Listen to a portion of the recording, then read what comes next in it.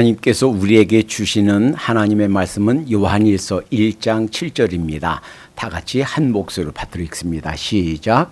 그가 빛 가운데 계신 것 같이 우리도 빛 가운데 행하면 우리가 서로 사귐이 있고 그 아들 예수의 피가 우리를 모든 죄에서 깨끗하게 하실 것이요. 아멘. 우리는 지금 예수님 믿고 난 후에, 거듭난 후에 어떻게 우리 크리스찬들이 생활해야 될까? 어떻게 우리의 영혼이 자라게 될까? 그 비결 6번째를 살펴보고 있습니다. 오늘 말씀에 그가 빛 가운데 계신 것 같이 우리도 빛 가운데 행하면 우리가 서로 사귐이 있고, 이때 사귐이 있고 라고 할 때 헬라어는 코이노니안, 영어로는 펠로십, 서로 교제하는 거예요. 삶을 나누는 거예요. 이것이 우리 그리스도인의 삶의 아주 중요한 한 축이 됩니다. 어떤 사람들은 그리스도의 삶이 무엇과 같은가? 옛날에 그 마차가 이끄는 마차의 수레 바퀴를 연상해 보면 바퀴에 축이 있어요. 그 축은 예수 그리스도, 중심 되신 예수 그리스도입니다. 그리고 4살이 있는데 그 바퀴에 4살, 한 살은 말씀이에요. 하나님께서 주신 하나님의 음성을 듣는 것. 하나님의 말씀을 읽고 듣고 묵상하고 하지 않고, 하나님 말씀을 섭취하지 않고 영적으로 건강할 사람은 세상에 아무도 없습니다. 왜냐하면 하나님 말씀이 영혼의 양식이기 때문에 그래요. 두 번째는 기도예요. 기도는 우리가 하나님께 하나님 도와주세요. 하나님 이런 거 영광 거두어 주세요. 라고 아뢰는 거예요. 그 기도를 통해서 하나님께서 우리에게 도와주시고 우리에게 임하시고 우리 개인에게, 가정에게, 우리 교회에, 나라와 민족에게, 이 세계에 역사하시는 줄로 믿습니다. 기도가 그렇게 중요해요. 또 하나 살이 있는데 그 살이 교제예요. 교제는 서로 삶을 나누는 거예요. 자, 이 교제가 그러니까 크리스찬의 삶에, 신앙 성장에 아주 중요한 한 축이 된다. 또 한 축은 증거, 즉 전도하는 거예요. 그 말씀에 대해서는 다음 주에 살펴보겠습니다. 자, 이 교제, 크리스찬의 교제가 왜 그렇게 중요한가? 서로 사귐이 있고 라고 했는데 이 펠로십, 서로 사귀는 것이 왜 이렇게 중요한가? 여러분, 우리가 잊고 있는 사실이 있습니다. 하나님은, 하나님의 존재 자체가 공동체예요. 믿습니까? 성부, 성자, 성령, 이 하나님은 구분은 되지만 뗄래야 뗄 수 없는 한 분이세요. 그래서 삼위일체 이렇게 부릅니다. 그러니까 이 인류를 창조하실 때부터, 여러분과 저를, 이 하늘과 땅을 창조하실 때부터 이 성부, 성자, 성령 하나님께서 함께 일하셨어요. 또 우리 인류를 구원하기 위한 계획을 세울 때부터, 그리고 구약에서부터 성부, 성자, 성령 하나님이 함께 일하셨습니다. 예수님이 이 세상에 오실 때도 성령님으로 말미암아 처녀, 동정녀 마리아에게 잉태됐어요. 예수님이 어릴 때부터, 또 예수님이 공생이 시작하는 첫 순간 침례를 받으면서 성령님이 예수님께 비둘기처럼 내리는 것이 보였다고 그랬어요. 또 예수님이 그 자리에 계시죠? 또 하늘에서 음성이 있습니다. 이는 내 사랑하는 아들이요 내 기뻐하는 자라. 성부, 성자, 성령 하나님께서 같이 일하셨습니다. 예수님이 33년간의 생애를 마치시고 십자가에 돌아가셨다가 장사 지낸 바 되었다가 3일 만에 부활하셔서 40일 동안 부활하신 것을 증거하시고 하늘에 오르셔서 하늘 보좌 하나님의 우편에 앉아 계신다 그랬어요. 지금은 이제 성령님께서 예수님이 이뤄놓으신 십자가 그 은혜를 가지고, 그 십자가 그 사건을 가지고 각 한 영혼 한 영혼에게 적용하셔서 그 믿도록 하셔서 구원하시는 일을, 영혼을 추수하시는 일을 지금 하고 계십니다. 마지막에 우리 인간의 모든 역사가 끝나는 그 마지막 지점, 예수님이 다시 오셔서 새하늘과 새 땅을 만드시고 우리 믿는 자들로 그 새하늘과 새 땅에 거하게 하신 그 일까지 성부, 성자, 성령 하나님께서 함께 일하십니다. 예수님께서도 이 세상에 계실 때 말씀하셨어요. 나는 나 혼자 온 게 아니다. 아버지의 뜻을 따라왔다. 나는 내 마음대로 하지 않는다. 하나님의 뜻을 행한다 하셨어요. 성령님께서도 자의로 말하지 않는다. 내가 너에게 가르친 것을 생각나게 하고 깨닫게 한다. 진리가로 인도하신다 그랬어요. 이 성부, 성자, 성령 이 하나님이 함께 교제하시고 존재 자체가 공동체로, 사귐으로 서로 돕는 교제로 존재하시고 일하시고 또 역사하시는 줄로 믿습니다. 교제를 통해서 우리가 이 세상에 태어나게 됐어요. 아무리 어떤 사람도 나는 평생 어렸을 때부터 고아원에서 자랐어요.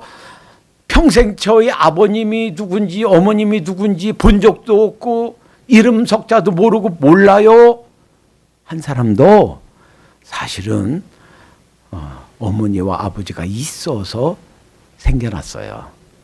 그러니까 이 하나님께서 이 인류를 처음 창조하시고 어떻게 생존하게 하셨느냐, 가족이란 공동체를 통해서, 즉 가족을 통해, 가족의 교제를 통해서 부모님이 자녀를 사랑하고 아끼고 공급하고 보살피고 사람 역할을 할 때까지 돌보고 나중에는 그 자녀가 부모님을 공경하고 부모님이 잘 편안하게 살 수 있도록 이렇게 효도하고 이런 교제를 통해서 살 수 있도록 우리 육체가 생존하도록 우리 인류가 멸망하지 않고 계속 존속하도록 가족이라는 공동체를 통해서 교제로 살게 하셨어요. 왜 우리 인간이 구원받으면 예수 믿고 본 어겐하면 즉각 하나님께 데려가시지 않으시는가? 하나님께서 우리 육체는 가족을 통해서, 가정을 통해서 보양되고 생명이 존속되지만 교회 공동체, 하늘나라 백성이 있는 이 교회 공동체에서 영혼이 탄생하고 영혼이 자라고 영혼이 성장하고 영혼이 열매 맺고 영혼이 재생산하는 사람이 되도록 하나님께서 만드셨다는 거예요. 그래서 가정도 교회도 인간이 만든 그런 기관이 아닙니다. 하나님께서 직접 만드신 기관이에요. 신적인 기관이에요. 그래서 가정을 무너뜨리려고 하는 사람, 교회를 무너뜨리려고 하는 세력은 역사상의 그 어떤 강력한 세력도 결국 망하고 없어졌어요. 가정을 세우고 교회를 강하게 하려고 했던 모든 세력들은 하나님의 놀라운 축복이 함께 했던 것을 역사가 증명합니다. 자, 이제 교제를 통해서 우리 육체가, 우리 영혼이 탄생하고 성장하고 그리고 계속 존속하도록 했다. 즉 교제를 통해서 육체도 영혼도 우리가 생명을 유지한다 하는 거예요. 이 생존의 필수 요소가 교제다라는 거예요. 그래서 중요합니다. 또 하나 있어요. 왜 이렇게 교제가 중요한가? 자, 우리가 앞에 적어놓고 우리가 늘 기억하는 이 말씀, 지상 대명령이다 이렇게 불러요. 그러므로 너희는 가서 모든 족속으로 제자를 삼아 아버지와 아들과 성령의 이름으로 침례를 주고 내가 너에게 분만 모든 것을 가르쳐 지키게 하라. 볼지어다 내가 세상 끝날까지 너희와 항상 함께 있으리라 하시니라. 그런데 이 말씀은요, 우리 혼자서 개인이 성취할 수가 없어요. 무엇을 통해서? 교제를 통해서. 그래서 예수님이 지상에 계실 동안에 12제자 혹은 70제자들을 파송할 때도 둘씩 짝져서 보냈어요. 인류 최초의 선교사 바울과 바나바가 성령님의 인도하심 따라서 선교사로 안수받고 파송될 때도 바울과 바나바가 같이 갔어요. 혼자 안 갔어요. 나중에 바나바와 이 바울이 갈등이 있었어요. 컨플릭트가 있었어요. 그래 의견 차이 때문에 아주 심히 다퉜다고 그랬습니다. 그러니까 성숙한 사람, 하나님의 지도자 사이에서도 의견 충돌로 조금 다툴 수가 있구나. 그럴 수 있어요. 그걸 이상하게 생각하지 마세요. 내가 생각하는 것이 난 옳다고 생각하는데 이분은 또 이게 옳다고 생각할 수도 있어요. 그래서 갈라졌습니다. 그렇지만 갈라졌어도 혼자 간 게 아니에요. 바울은 누구랑 같이 갔어요? 신라하고 같이 갔고, 바나바는 누구를 데리고 갔어요? 예, 마가, 자기 생질, 즉 조카예요. 자기 조카 마가를 데리고 갔고, 둘씩. 그냥 혼자 할 수 없는 게 선교예요. 혼자 딱 가서 내가 혼자 복음 전합니다. 안 돼요. 어떻게 해야 돼요? 그를 파송한 교회가 그를 위해서 기도해 줍니다. 경제적으로 후원해 줍니다. 위로해 줍니다. 어려움 있을 때마다 격려해 줍니다. 박수 쳐 줍니다. 우리 선교사님들 종종 기도 제목 보내오죠. 그리고 우리가 기도하죠. 그건 무엇과 같으냐면 전쟁을 해요. 전쟁에 바로 앞에 그 적군이 있어요. 총 가지고 따당따당 쏘는데 적군이 너무 강력해. 밑에서 도저히 안 되겠는데 그때 어떻게 해요? 저 후방에 있는 포병 대포로 그냥 꽝 쏴주면 거기 있는 진지가 딱 무너져요. 그러면 올라가서 예 보병 육군 올라가서 막 거기를 점령합니다. 선교는 이 주의 지상명령 성취는 이렇게 교제를 통해서 협력을 통해서 함께해야 이루어지는 줄 믿습니다. 또 하나 있어요. 왜 이렇게 교제가 중요한가? 하나님께서 우리를 예수님 믿자마자 하늘나라로 다 데려가시는 거 아니고, 그러면 예수님 믿자마자 다 줄게요. 근데 그러지 않고 남겨두세요. 왜일까요? 왜 우리가 내 나이에 벌써 주님께 떠난 사람도 많이 있는데 이 나이까지 이렇게 살게 하시는가? 왜 이 세상에 살아있게 하는가? 그 이유는 믿는 사람들과 이 공동체 속에서 좀 더 성장하라고, 더 주님을 닮아가라고, 주님께서 우리에게 주실 상급을 준비해 가라고. 성경 구약 신약 66권 전체 마무리 짓는 요한계시록 22장 이제 마무리 지면서 예수님이 이렇게 우리에게 말씀해 주십니다. 요한계시록 22장 12절 보라 내가 속히 오리니. 얘들아 내가 오래 안 올 거야. 어떤 사람들은 그렇게 생각해요. 어이구 2000년이시라는데 아직도 안 오셨는데 언제 오셔? 아이고 그가 거짓말이, 안 오셔. 아니에요. 더딘 게 아니에요. 곧 오십니다. 예수님이 그렇게 말씀하셨어요. 보라 내가 속히 오리니. 빨리 오신다는 말이에요. 내가 줄 상이 내게 있어. 여러분 우리 각자에게 하나님께서 우리에게 주실 상급을, 예수님이 우리에게 주실 상을 안고 있어요.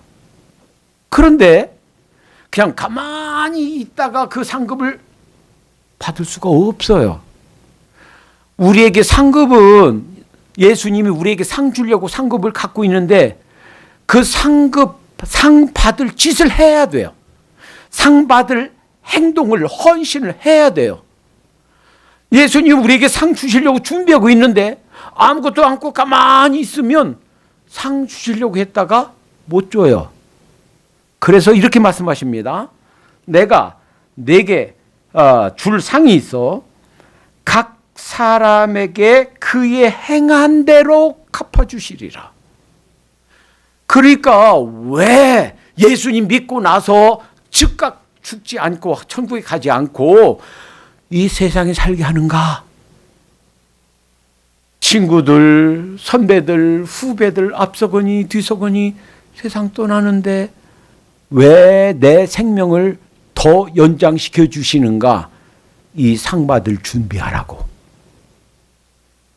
주님께서 우리에게 상 주시려고 가지고 있는데 그거 아무 짓도 안 하고 있으면 못 받는데 그 상 받을 그런 준비를 하라고 주신 줄로 믿습니다. 그러니까 뭐를 통해서? 교제를 통해서. 자, 이 세상에서 나보다 약한 사람 돌아보고 내가 도와줄 사람 도와주고 또 내가 도움 받으면 그 사람이 나를 도와줬지만 그 사람이 하나님께 받을, 예수님께 받을 상급을 받을 찬스를 그 사람한테 주는 거예요. 어떤 분이 그렇게 얘기를 해요. 우리 자식들 꼭 생일 때 또는 크리스마스 때는 가져와라. 선물 가져와라. 왜? 그래야 자식이 상 받아. 자식이 부모님께 효도해야 하나님께서 상 주실 텐데 그 상을 받을 찬스를 자식으로부터 뺏지 말라는 거예요. 됐다. 아들아, 딸아, 아무것도 가져오지 마. 나는 충분히 있고, 난 뭐 물질도 뭐 충분히 있고, 나 괜찮아. 가져오지 마. 라고 하면 그 자식이 받을 상을 받을 기회를 뺏어버린단 말이에요. 그래서 가져오라 한다는 거예요. 자, 하나님께서 우리에게 이 세상에 살게 하신 이유, 교제를 통해서 상 받을 기회를 하나님께서 준비하고 계신 줄로 믿습니다. 자, 그러면 문제는 이거예요. 그러면 여기 이렇게 말씀하셨잖아요. 우리가 피 가운데 행하면 우리가 서로 사귐이 있고 그 아들 예수의 피가 우리 모든 죄에서 깨끗하게 하실 것이요. 그러면 피 가운데 선행을 하고 착한 일을 하면 용서받을 것이다.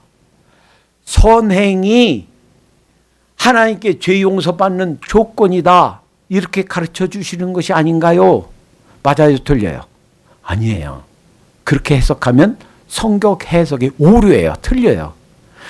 예수님께 죄 용서 받기 전에 착한 일을 해라 하는 뜻이 아니고 우리가 빛 가운데 행하면 빛은 누구예요? 빛의 원리가 누구예요? 세상의 빛이다. 요한복음 1장과 요한일서 1장에 말씀해 주신 빛이 누구예요? 하나님이에요. 예수님이에요. 그러니까 예수님께 나오고 하나님께 나오면 우리 죄가 보여요. 그래서 우리 죄, 전에는 전혀 이거 잘못이라고 생각하지 못했는데 생각해 보니까 내가 죄네, 내가 잘못이네. 하나님 용서해 주세요. 하나님께 더 가까이 가면 갈수록 더 우리들의 잘못, 우리의 실수, 우리의 죄가 보이는 줄로 믿습니다. 그러면 하나님께 하나님 용서해 주세요라고 자백하게 돼요. 그래서 그 다음 오늘 본문의 다음 요한일서 8장과 9절에 보면 8절과 9절에 보면 만약에 우리가 죄가 없다 하면 그 사람 거짓말하는 거예요. 하나님을 거짓말하는 자로 만드는 거예요. 에브리바디가 다 죄가 있어요. 그런데 우리가 죄를 하나님 용서해 주세요라고 회개 혹은 자백하면 용서해 주신다 하는 말씀이에요. 그래서 빛 가운데 행하면, 즉 빛 가운데 가까이 가면 죄가 보이고 그래서 그 죄를 주님께 고백하게 되고 용서받게 된다 하는 말씀인 줄로 믿습니다. 그러면 우리가 이렇게 질문할 수가 있어요. 아니 그러면 세상에서도 서로가 돕고 이웃끼리 그리고 뭐 우리 통반장들 그 이웃끼리 서로 돕고 하는 거 그거면 됐지 않습니까? 꼭 예수 그리스도를 믿는 사람들의 교제가 세상 교제하는 사람들과 뭐 다를 거 있습니까? 달라요, 안 달라요? 달라요. 어떻게 다른가? 이 점이 달라요. 예수님 믿지 않는 이런 불신자들은 그 교제가 자기 중심이에요. 그래서 나한테 이득이 되면 만나고 나한테 이득이 안 되면 안 만나고, 그래서 나한테 좀 도움이 되고 내 취향에 맞고 또 내 이념에 맞는 사람이면 자주 가까이 하는데 나하고 생각이 틀려, 또 주장하는 게 틀려, 기호가 틀려, 그러면 다시는 안 만나. 그러니까 누구 중심인가? 다 중심이에요. 세상 사람들은 다 중심이에요. 그런데 그리스도인들은 다 중심이 아니라 누구 중심이에요? 하나님 중심, 예수 그리스도의 중심이에요. 오늘 요한일서 1장 7절인데 3절에 보면 이렇게 말씀하고 계세요. 우리의 사귐은, 즉 우리의 교제는, 크리스찬들의 교제는 세상 사람들과 달리 나하고 안 맞아도, 내 이념하고 틀려도, 또 나의 주장하고 전혀 반대되는 사람이라 할지라도 누구 때문에? 주님 사랑 때문에, 예수님 사랑하는 것 때문에. 그래서 1장 3절에 우리의 사귐은 아버지와 누구의? 성부 하나님과 그 아들 예수 그리스도와 함께함이라. 그러니까 크리스찬들의 교제는 세상 사람들과 이렇게 달라요. 누구 중심이에요? 우리 가운데 누가 있어요? 하나님이 있어요. 예수님이 있어요. 예수님의 사랑 때문에 나하고 주장이 틀려도 돌아봐요. 예수님 사랑 때문에 나하고 전혀 고향이 틀려도 괜찮아요. 언어가 틀려도 괜찮아요. 말이 잘 안 통하고 그냥 단어로 얘기해도 괜찮아요. 피부색이 틀려도 괜찮아요. 왜? 예수 그리스도의 사랑 때문에 하는 교제이니까. 우리가 나누는 사랑의 동기가 예수 그리스도예요. 지난번에 우리 손양원 목사님 살펴봤죠. 14호실 한센실병, 문둥병이 막 진행돼가지고 막 냄새가, 살이 막 썩어 들어가서 냄새나. 그래서 간호원도 의사도 안 들어가. 누가? 그 같은 한센실병, 거기 문둥병 있는 같은 환자가 들어가서 고름 걷어내고 막 숨이 역겨워, 그냥 막 살 썩는 냄새가. 그런데 거기를 들어가려고 해요. 옆에 사람이 막습니다. 목사님, 거기는 안 돼요. 거기는 정말 문둥병 옮을 수도 있어요. 눈물이 글썽글썽 하면서, 차라리 제가 문둥병이 옮았으면 좋겠어요. 그러면 여기서 떠나지 않고 함께 같이 살면서 돌볼 수가 있잖아요. 기도해 드릴 수가 있잖아요. 위로해 드릴 수가 있잖아요. 그리고서는 그 냄새나는 그 피고름을 입으로 빨아서 짜주고. 보통 사람 못합니다. 왜 그래요? 우리가 나누는 교제는, 우리가 나누는 사랑은, 그 사랑의 동기가, 그 사랑의 동력이 예수 그리스도에게 나오니까, 주님 사랑 때문에 사랑하니까, 주님 사랑 때문에 돌아보니까 세상 사람들이 못하는 그런 사랑, 그런 교제를 나누게 되는 거예요.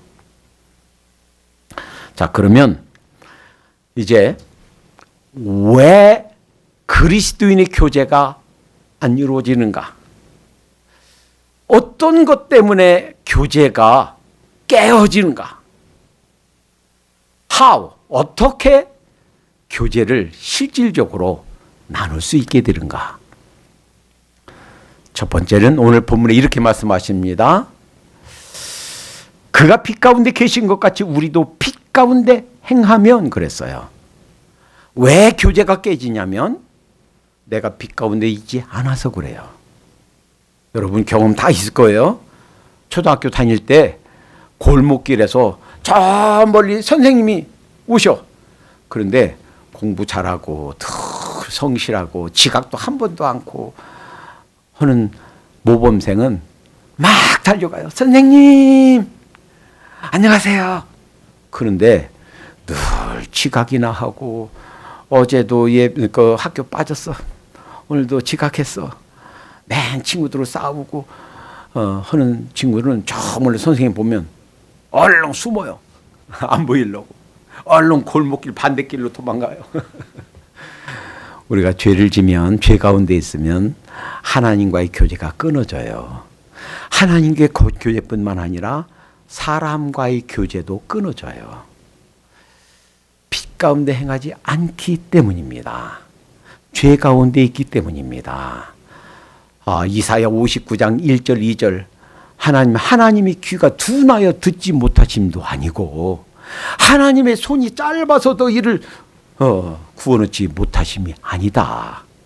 너희와 하나님 사이에 죄가 가로막아서 햇빛이 대낮에 그냥 여름 햇빛이 쨍쨍 쬐어도 먹구름이 꽉 끼어 있으면 대낮에도 캄캄하듯이 죄 때문에 하나님과의 교제, 사람과의 교제가 끊어지는 줄 믿습니다.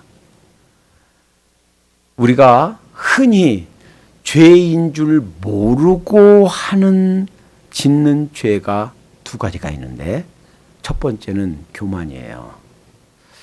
우리는요, 아무것도 아닌 것 가지고 다른 사람보다 조금 더 가지고 있으면, 조금 더 많이 알고 있으면, 다른 사람이 못하는 것 조금 더 할 수 있으면 마음이 교만하기 쉬워요. 그리고 나만큼만 못 가진 사람, 나만큼 배우지 못한 사람, 나만큼 그 재주가 없는 사람을 깔보는 경향이 있어요. 그런데 이 교만이 이거 너무너무 무섭고 중한 죄인 줄로 믿습니다. 잠언에 하나님이 싫어하는 악이, 죄가 6, 7가지 그 속에 뭐가 들어가요? 교만이 들어가요. 또 하나가 있어요. 신경질 팍 내는 거. 가까운 사람끼리 많이 내죠? 우리는 흔히 그게 죄가 아니라고 생각하고 살아요. 그건 죄예요.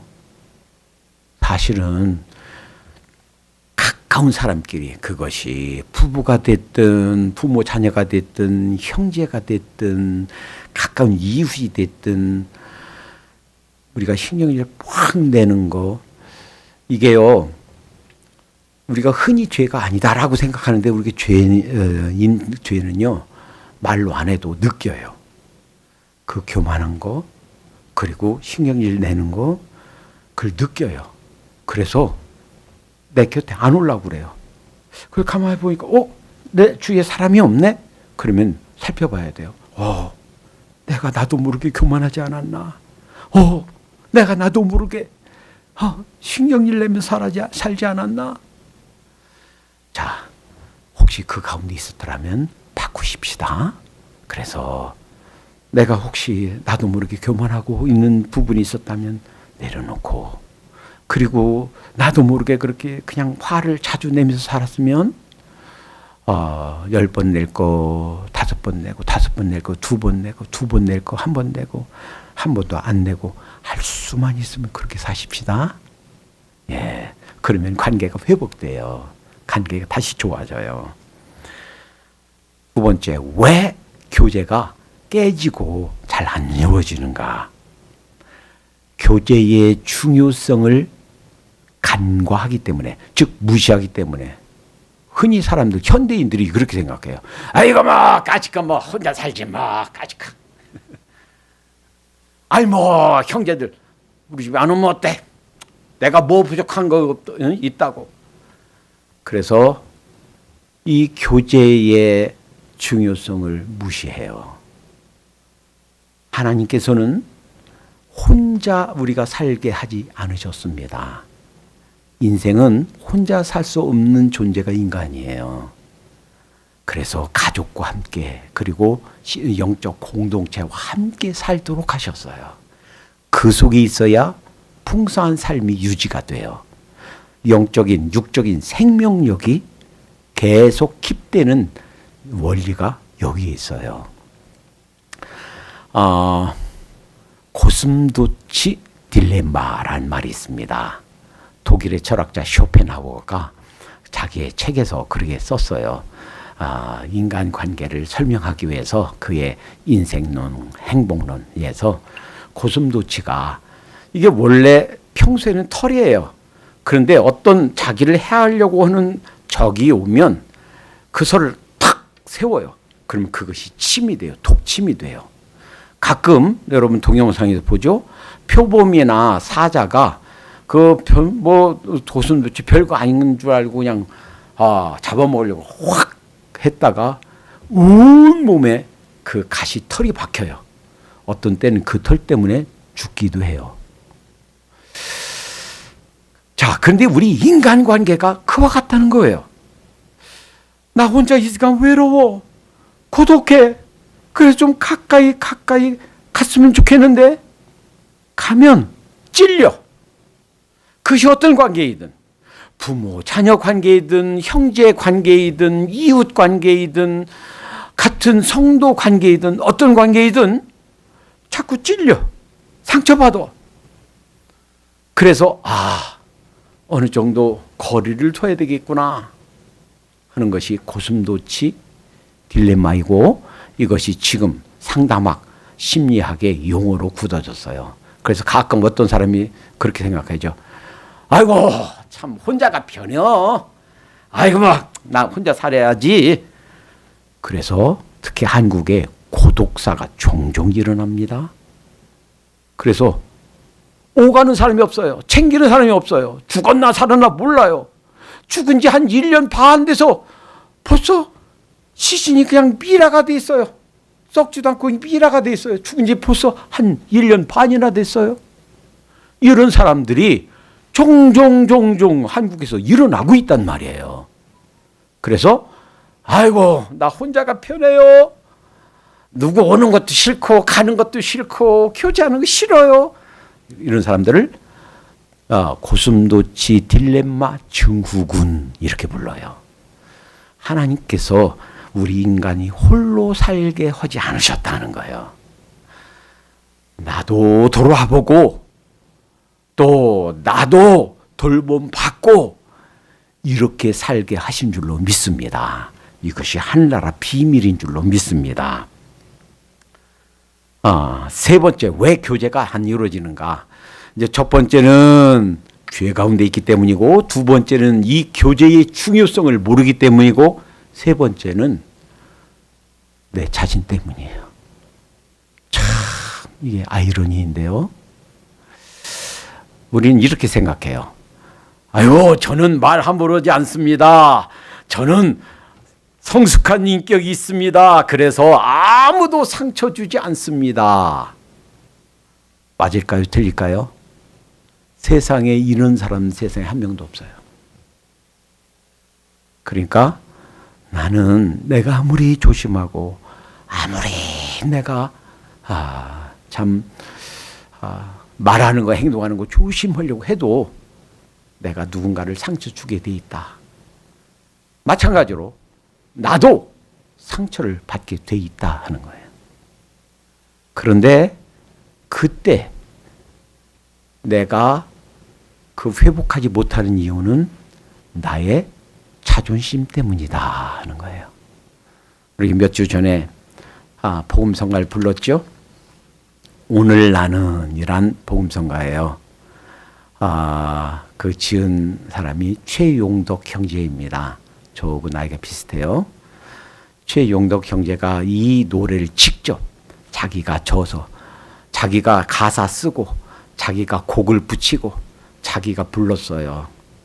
그런데 그 자기가 편집한 찬미예수 2000 그 하나하나 콩나물 때깔을 다 손으로 그려서 쓴 편집한 찬송집인데 거기에 된 이 찬송을 이 복음성가를 쓰게 된 동기를 적어놨어요. 제가 그걸 읽어드릴게요. 한번 보세요. 어떻게 해서 이 복음성가가 지어지게 되는가.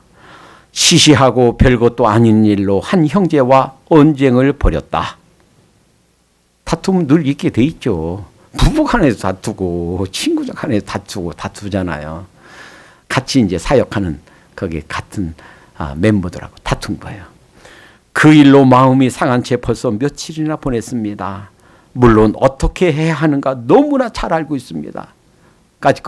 가서 형제 내가 미안해. 내가 잘못했어. 한마디 하면 될걸. 그걸 못하는 거예요. 자신이 그걸 못하고 있는 거예요. 눈만 감으면 먼저 그에게 손을 내밀고 화해를 청해야 된다는 성령님의 음성이 들려왔습니다. 그러나 나는 수일째 망설이고 있었습니다. 그 알량한 자존심 때문에. 뭐 때문인가? 내 자존심 때문이에요. 내가 잘못한 것도 없는데 왜 내가 먼저 손을 내밀어야 해야 돼? 하는 이유 때문이었습니다.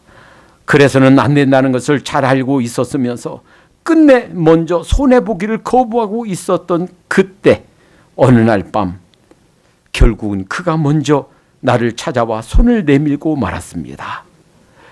부끄럽고 수치스러웠습니다. 그는 나보다 나이도 어린 사람이었습니다. 그날 밤 새벽 4시까지 이 노래를 지어 부르며 가슴을 쳤습니다.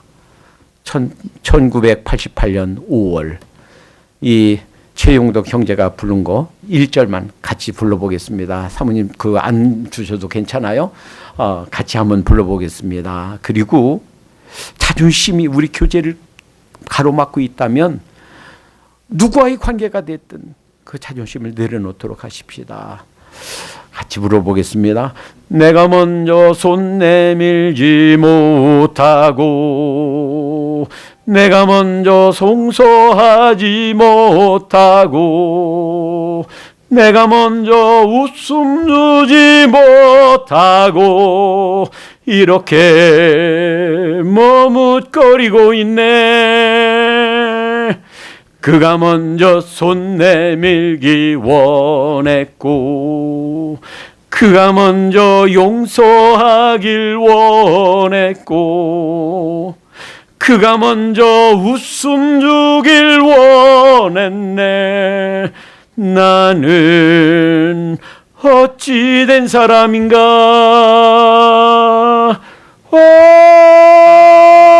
안교한 나의 입술이요 더러운 나의 마음이요 왜 나의 입은 사랑을 말하면서 왜 나의 마음은 화해를 말하면서 왜 내가 먼저 져줄 수 없는가? 왜 내가 먼저 손해볼 수 없는가?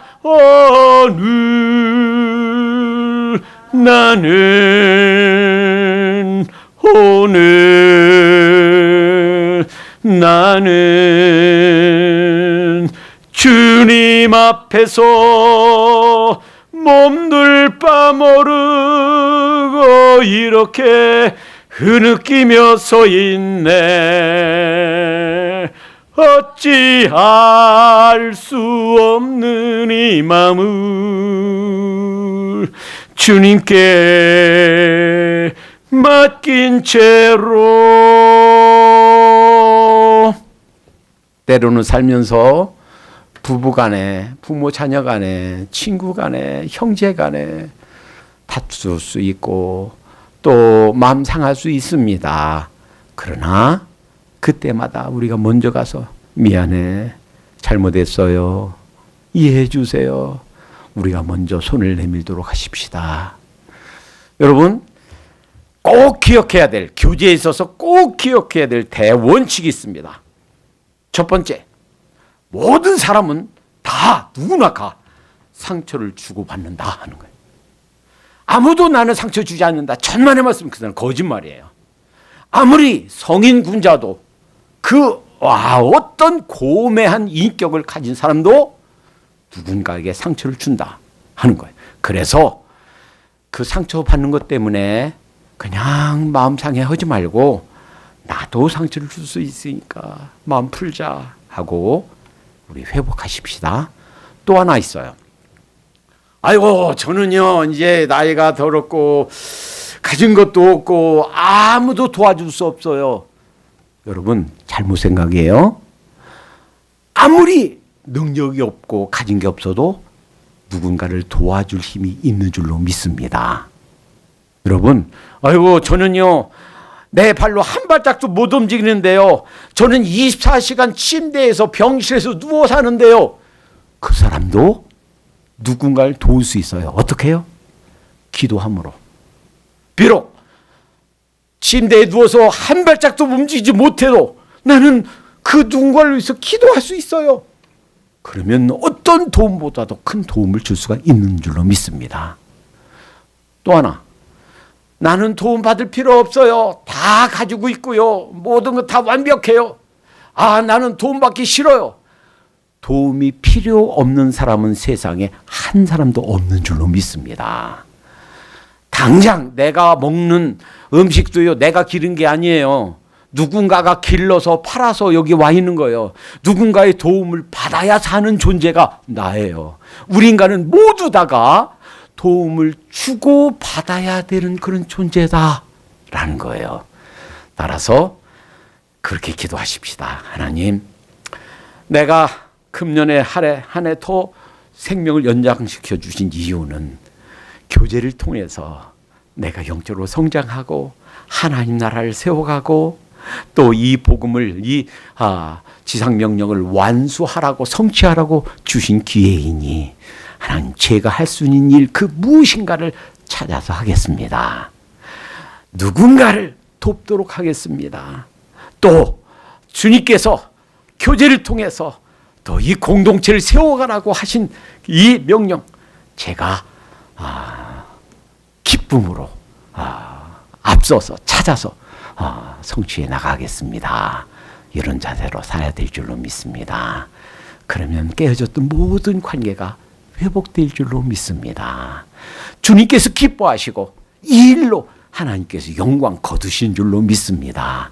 그렇게 살 때 이 세상에서 사는 거, 행동한 거 다 상 주시려고 준비하고 계신 모든 상급 아낌없이 우리에게 주실 줄로 믿습니다. 기도합니다. 사랑해 주님, 감사합니다.